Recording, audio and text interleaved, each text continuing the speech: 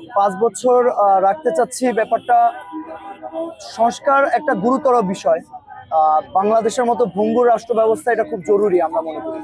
যেমন আপনারা যদি বাংলাদেশের বিগত রাষ্ট্র ব্যবস্থাটা আপনারা দেখেন, বাংলাদেশের সংবিধানের কিছু অনুচ্ছেদ সরকার প্রধানকে এমন কিছু জায়গায় কিছু চূড়ান্ত ক্ষমতা দিয়ে দিছে, যার কারণে সরকার স্বভাবতই স্বৈরাচারী হয়ে উঠতেছে। বারবার আমরা দেখতেছি যেই ক্ষমতায় যাচ্ছে সেই স্বৈরাচারী হচ্ছে। আর স্বৈরাচারিতার একটা বৈশিষ্ট্য হচ্ছে কি, আপনারা দেখবেন যে রাষ্ট্রের 3টা বিভাগ, আইন বিভাগ, শাসন বিভাগ, বিচার বিভাগ, এই 3টা বিভাগের উপরে যখন সরকার প্রধান বা কেউ যখন নগ্ন করে, যখন তার কাজটা তাকে সুষ্ঠুভাবে করতে দেয় না, তখনই কিন্তু রাষ্ট্রের সিস্টেমটা করাপ্টেড হয়ে যায়, ভেঙে পড়ে।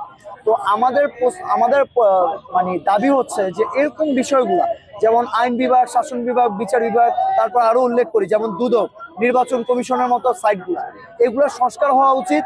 এখানে যোগ্য লোক বসা উচিত, যেসব লোকগুলা করাপ্টেড, যেসব লোকগুলার করাপশনের হিস্ট্রি আছে, যাদের আমলনামা ভারী হয়ে আছে পাপে, এদেরকে ওইখান থেকে সরান, দেশপ্রেমিককে ওইখানে বসান। আপনারা সময় নেন, আপনারা রাষ্ট্রের রন্ধে রন্ধে যেই সব জায়গাগুলোতে এই ভাইরাসগুলো ঢুকে আছে এদেরকে অপসারণ করেন, রাষ্ট্রের সিস্টেমটাকে আপনারা ঠিক করেন দয়া করে। তো এই জন্য আমরা মনে করতেছি যে 5 বছর সময় খুবই কম। এই জন্য আমরা উল্লেখ করছি যে ন্যূনতম 5 বছর একটা রাষ্ট্র সংস্কারের জন্য।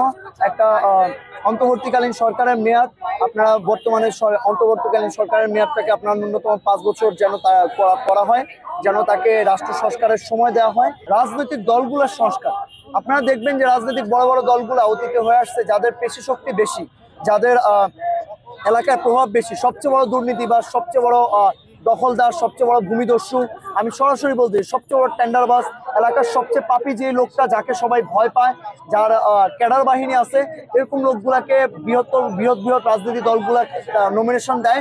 তারা মনে করে যে এই লোকগুলা থাকলে আমাদের দলটা শক্তিশালী হবে। তারা জনতায় বিশ্বাসী না হয়ে ক্ষমতায় বিশ্বাসী হয়ে পুরো সিস্টেমটাকে তারা নষ্ট করে ফেলছে। এখনো আমরা গত 9 মাসে আমরা উল্লেখযোগ্য তেমন কোনো পরিবর্তন দেখি নাই। এখনো সেটাই হচ্ছে। এলাকার ভিতরে যারা পেশি শক্তিধারী তাদেরকেই আপনারা নমিনেশন দিচ্ছেন, তাদেরকেই জনপ্রতিনিধি বানানোর জন্য আপনারা উঠে পড়ে লাগছেন।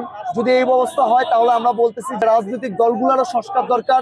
সেটা বিএনপি হোক, সেটা জামাত হোক, সেটা এনসিপি হোক, সেটা ভিপি নুরের দল হোক, সেটা পার্থভাই দল হোক, সেটা এনডিএম হোক, যে কোনো দল হোক, আপনার দলও সংস্কার করেন, দলকে রিফর্ম করেন, আপনারা নিজেরাও প্রস্তুতি নেন।